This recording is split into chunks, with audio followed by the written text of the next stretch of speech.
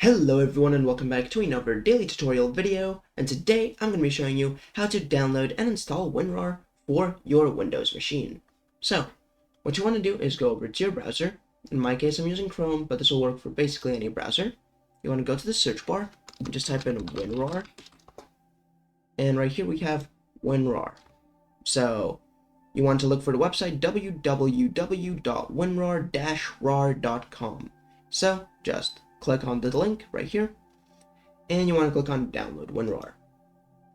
Now you want to scroll down and click on Download WinRAR instead of Buy WinRAR, or Buy WinRAR if you want to buy it. There we go. And as you can see, right here we have the WinRAR exe. So what we can do is close the browser, because we are now done with everything that we need to do in the browser. Now I want to open up the Downloads folder and run the WinRAR x64.exe. It's going to give you a pop-up that will not show up on video. However, it is just going to run, it's going to do its thing. I'll be back once we actually get to the installation process, as this can take a while to load. So as you can see right here, once you are in the actual installation process, we have a trial version of WinRAR.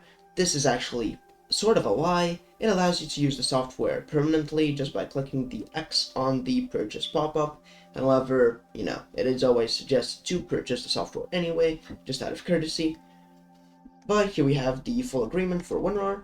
And all you need to do is read through the entire thing. Obviously, I've already done this before, and click install. You just want to click OK, and done. There we go.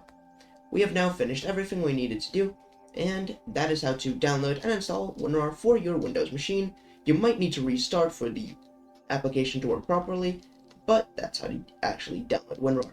Don't forget to like and subscribe and turn on notifications, and I'll see you in the next one.